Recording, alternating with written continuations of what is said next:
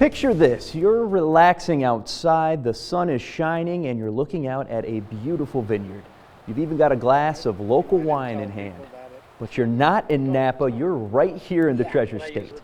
And if one grape grower has his way, we'll all soon enjoy more wine produced right here at home. MTN's Evelyn Schultz reports they're starting out small, but Montana's winemakers have grape expectations. Larry Robertson loves vino. Just look at his license plate. Some of these really small ones I'll just take off because right now, 2/3 of Montana's wineries use fruit from other states, and Montana only boasts about 6 acres of grapes. But Robertson, who runs a small vineyard and makes wine in his Polson home, says viticulture could be vital to Treasure State tourism and the economy. I realized several years ago that, and I started talking about it, that we're going to raise the highest quality cold-hardy grapes in the world. He's got his Rieslings. Hybrid grapes like the Marquette can handle Montana's frigid winters. Plus, less rain means less fungus growth. Still not convinced grapes even grow here? Take a look at these vineyards on Finley Point. This is where Robertson's been reading between the vines for several years. You know, I'm a soil scientist and grow plants, and you know, I know agriculture, and I've known for years, I just known that these grapes are going to do well here. We just have to put the work in. take the last fully expanded leaf. That's where this guy comes in. We have these really cold winters that are killing off a lot of our pests.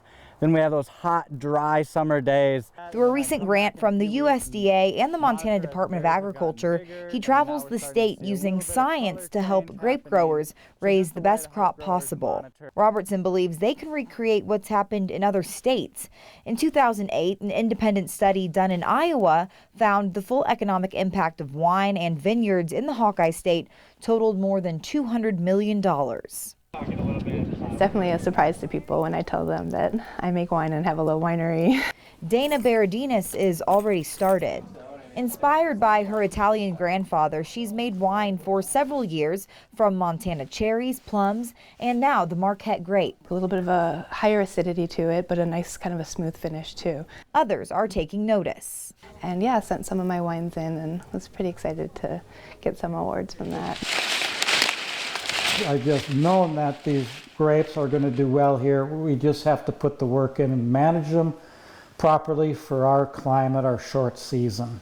We can all cheers to that. Reporting from Polson, Evelyn Schultz, MTN News. Robertson says successful grape growers work hard, spending about 750 hours per acre per year. Now, getting started can be pricey. Planting just one vine costs about $15. And most of all, he says, transforming Montana into wine country will require teamwork from growers to lawmakers. Within 5 years, he'd like to see 500 to 600 acres of grapes right here in Montana. And now with a look at our weather, Chief Meteorologist Curtis Grevenitz. There's no I in team, Andy, but there is in wine.